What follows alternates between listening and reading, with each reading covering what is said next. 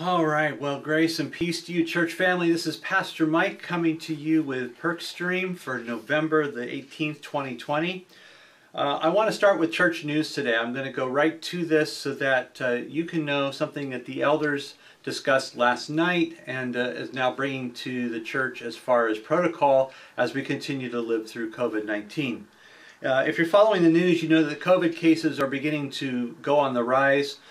Philadelphia has imposed some lockdowns and restrictions, and we're starting to see that spread throughout the country, and we think it's probably just a matter of time before it comes to us. Perk has not had a situation right now where we have had COVID cases in the church or related to our church gatherings, but we do have some sister churches that have had that happen. So people have protocols in place for dealing with COVID-19, particularly if it comes among them. So I want to talk about what we have talked about as elders, what we have decided so that we can continue to be safe. Now, please remember this. Our aim here is not to impose rules, but rather is to be as protective as we can of the flock. We want to be protective of you.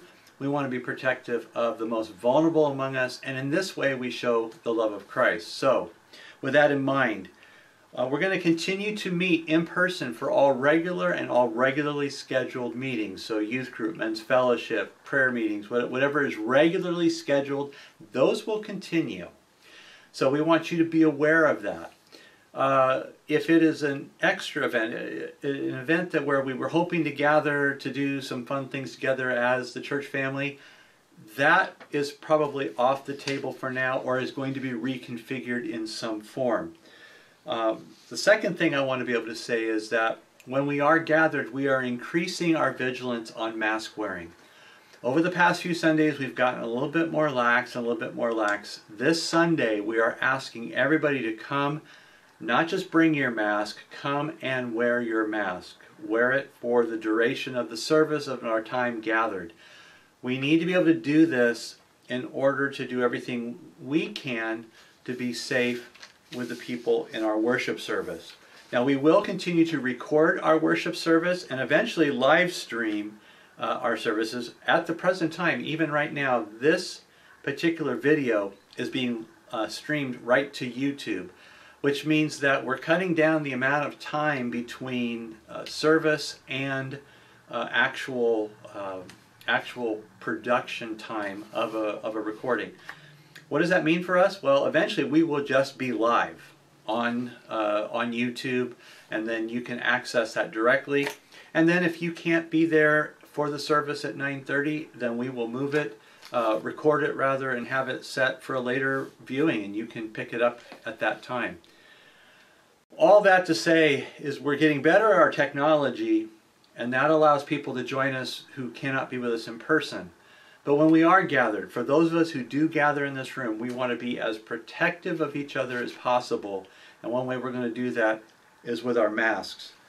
I said we're going to continue to meet on Sundays and are regularly scheduled. And that leads us to the question of what about Deck the Cakes, which is something that we announced. We announced to save the date. We were building up towards a great Christmas event.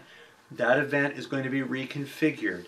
It will not be an in-gathered process. We will not be hosting anything here at the church, but we are going to provide you some ideas so that you might be able to gather with your family, or if you are part of a small group that you know that you are safe together, we would give you an opportunity to do some activities that would allow you to celebrate this Christmas season together in a fun and inviting way.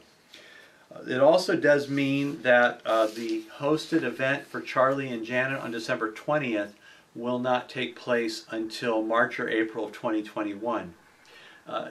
I feel really bad about that because that's like we're taking him and wishing him well into retirement after he's already retired. But again, this is for the safety of everybody involved. What it will give us an opportunity to do is maybe stretch out the time a little bit of celebrating Charlie and Janet. So we will honor them December 20th in the morning worship service, but the celebration event, the actual wishing them well in retirement, will not happen until March or April. And our Christmas Eve service is going to move online. Again, we're going to do some interactive things. We're going to include even the traditional singing of Silent Night. So what we would encourage you and your family to do is have candles ready and light those. Darken the space that you're in and sing with those candles. We also are going to include some other interactive elements. You're also going to see members of your church family who will do certain readings or certain plays or certain elements. Things that will help us celebrate together even though we can't be in the same room. Now these are the things that we have decided, and we believe that they will keep us safe and allow us to gather for worship. Now of course, if the county mandates or if the state mandates that we need to close, then we will be closing, and then we will do everything live stream. But at this point, at least as of today, we are gathering in person. Now some of you are probably sensing some relief from that. Some of you may be saying that you think this is going over the line, and you will be sending off an email to say please reconsider. Here's what I would have to say. Please know that as an elder team, we are not enjoying taking these steps or making these decisions. We are trying to make the best decisions under the circumstances. And I can tell you right now, I took no classes in seminary on pastoring through a pandemic. So the right or wrong of this is a bit subjective at this point. What I want us to know is that a key ingredient in our life as a church body is our connectedness and our gathering. I totally agree with that.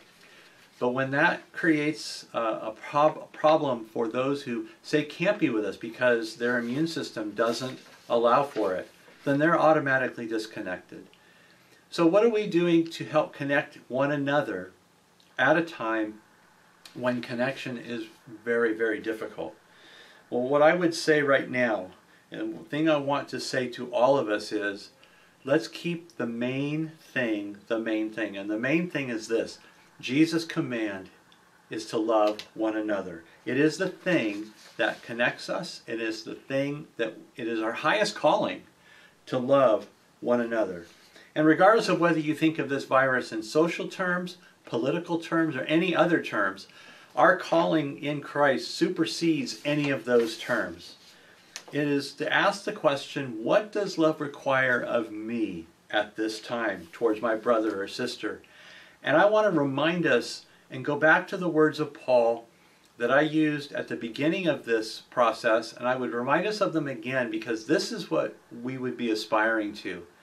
Obedience to Christ through the words he has given us. Do nothing out of selfish ambition or vain conceit, but in humility consider others better than yourselves.